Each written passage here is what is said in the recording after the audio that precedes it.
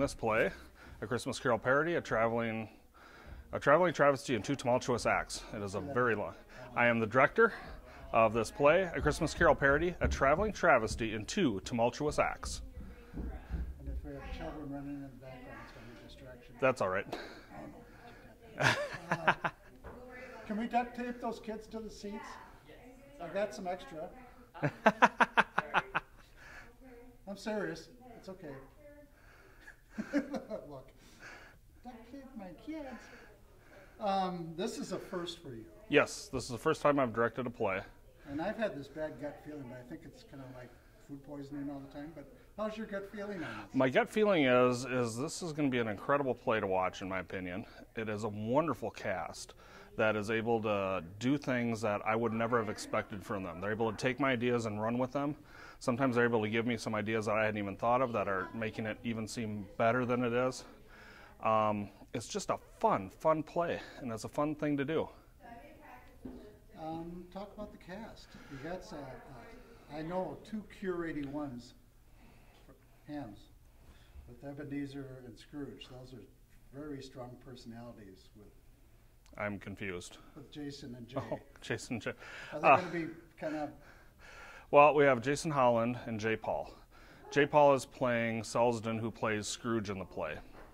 And Jason Holland plays Elliot, who is he plays all the other major characters that aren't Scrooge. So he gets to play the Marley's Ghost, the Bob Cratchit, the Ghost of Christmas Present, Fezziwig. So he gets to run around a lot and change lots of outfits.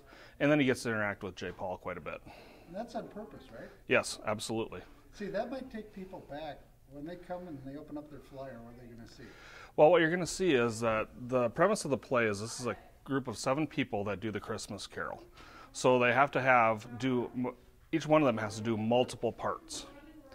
So there's all sorts of people that are running on and off stage to change costumes, to do a different part. And the diva decides that she's not going to do the play. So the understudy winds up having to come in to do the play. And of course the understudy knows none of her lines whatsoever, which creates all sorts of chaos and fun. And then later on the diva decides she's going to come in and do the play, which creates even more havoc. Who's the diva? The diva is played by Kristen Dye.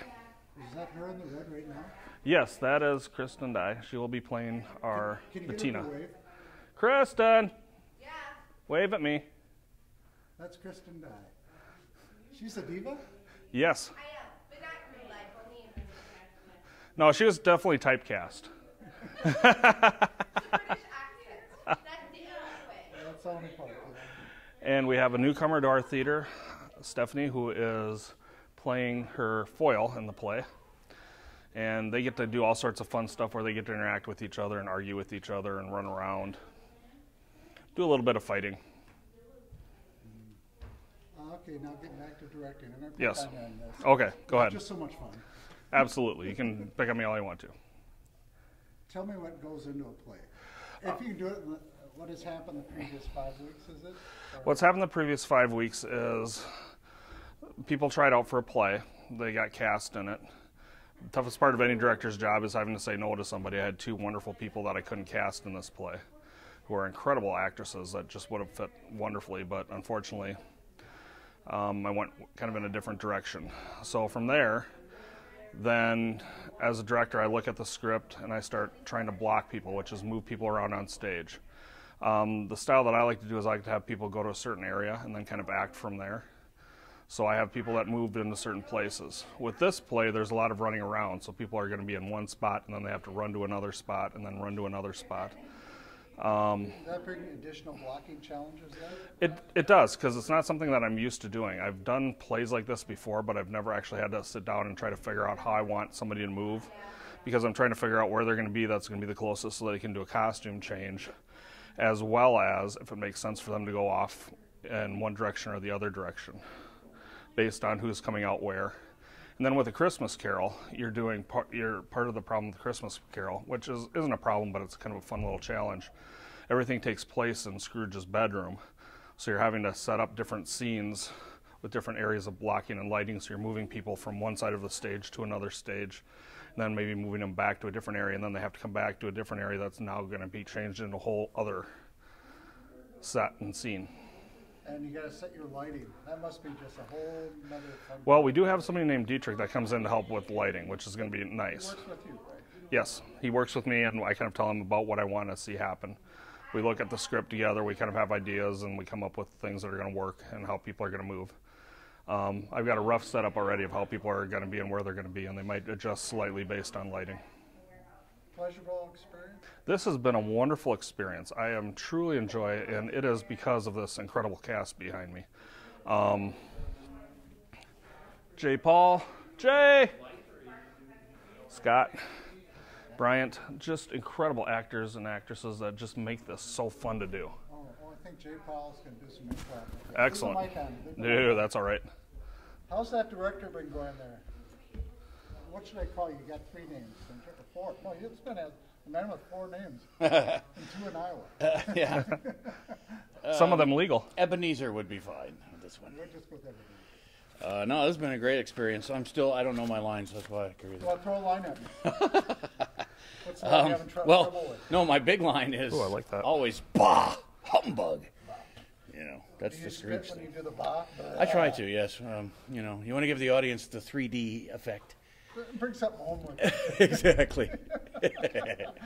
It's been fun, and his first play, and I'm telling you, man, there's so much going on. I don't know how he keeps it all straight because we can't keep it all straight. It's a busy play, so commendable for the first time to be doing as good as he is with this thing. Man, he's a great guy. Oh, thank you. I'm very honored. Let's throw a He's pitch to lying the play. through his teeth, though. When does the play start? The play opens December 4th and goes through the 4th, 5th, and 6th at 7:30, and the 7th, the matinee at 2 on that Sunday, and then I think the 10th, 11th, 12th, and 13th. Yep. And you can buy tickets where? ACT on Broadway is the website. Yeah, actonbroadway.com. The box office is open usually during the week of the performances. The Convention and Visitors Bureau on the corner of Clark and Broadway. He knows his stuff. This is an ACT production, but It is not part of the. It's not part of the regular season. This is what some of us are affectionately calling the play between the plays. They decided that they wanted to add in a little play this year and do something with the Christmas Carol because it is our 50th anniversary season. So we've done the Christmas Carol many different times in many different ways, and we decided to do the Christmas Carol in a totally different way that hasn't been done here before. So sad I'm older than this theater. That's why you got the part. I remember when we moved into this theater, I think I was 7 years old Really? when we moved over from the little theater in Southwest. Wow. Yeah. Interview Ebenezer. How's he doing with his Oh, Ask him I about think his he's doing lines. wonderful. Is he doing his lines fine? Is he nothing but improv? He's doing his lines fairly well. Yeah.